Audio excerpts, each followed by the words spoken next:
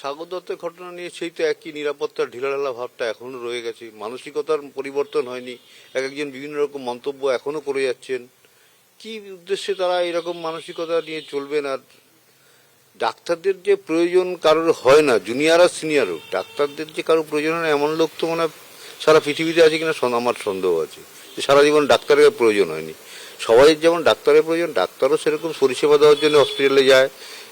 Junior doctor তো এক কথায় ছাত্র।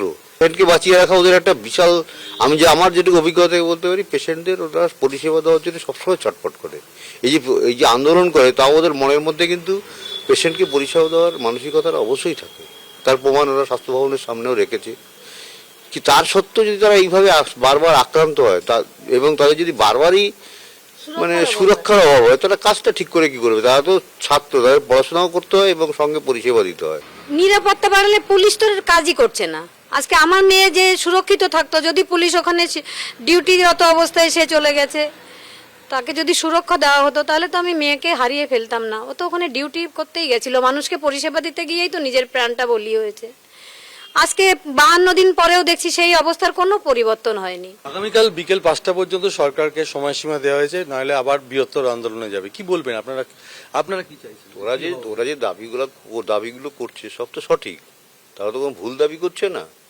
সব দাবিগুলো করে আসছে, দাবি যদি সরকার পূরণ করে দেয়, ও তো সবসময় বলছে সরকার যদি আমাদের সুরক্ষার ব্যবস্থা করে আমরা সবসময় কাজ করতে রাজি আছি, এবং তার প্রমাণ তো রেখেছে। আজকে 14-15 দিন হয়ে গেল, তারা তো কাজে যোগ দিয়েছিল। কাজে যোগ দিয়েছিল এবং বন্যা, যেখানে বন্যা এলাকায় গেছে ওরা পরিষেবা দিয়েছে, ত্রাণ দিয়েছে। ওরা তো কাজ করতে চায়, ওরা যে কাজ করতে চায় না তা তো না, কিন্তু ওদের সুরক্ষাটাও তো দরকার সাথে সাথে। এই আবহাওয়ায় আগামীকাল ফের সুপ্রিম কোর্টে শুনানি রয়েছে, আপনারা কি মনে করছেন? বিচারের দিকে তাকিয়ে আছি। আজ 52 দিন পরেও এখন মেয়ের বিচার কবে পাবো সেই আশাই তাকিয়ে আছি।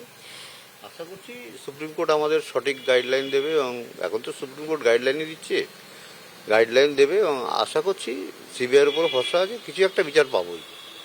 আমার বাড়িতেও দুর্গাপুজো হতো, আমার মেয়ে করতো দুর্গাপূজার আগেই আমার ঘরের দুর্গা বিসর্জন হয়ে গেছে। আর কি বলবো, আমি মানুষকে বলতে পারবো না যে উৎসবে ফিরুন, বা বলতে পারবো না যে উৎসব করুন না, যাদের যা ইচ্ছা। তবে আমি বলবো যে আমি যতদিন মেয়ের বিচার না পাই, যারা আন্দোলন করছে, যে সিনিয়র জুনিয়র ডাক্তার বা সাধারণ নাগরিক, আজকে দেখলাম অনেক সিনিয়র পুলিশ অফিসাররাও, অনেক বয়স্ক রিটায়ার্ড, তারাও আন্দোলনে নেমেছে। আমি তাদের প্রণাম জানাই এবং বলতে চাই যে আমি যতদিন মেয়ের বিচার না পাই, তারা যেন এভাবেই আমার পাশে থাকে। মহালয়ার দিন এবং আরো কয়েকদিন কর্মসূচি রয়েছে আন্দোলনের, আপনারা কি আবার যোগ দেবেন আন্দোলনে? অবশ্যই চেষ্টা করব।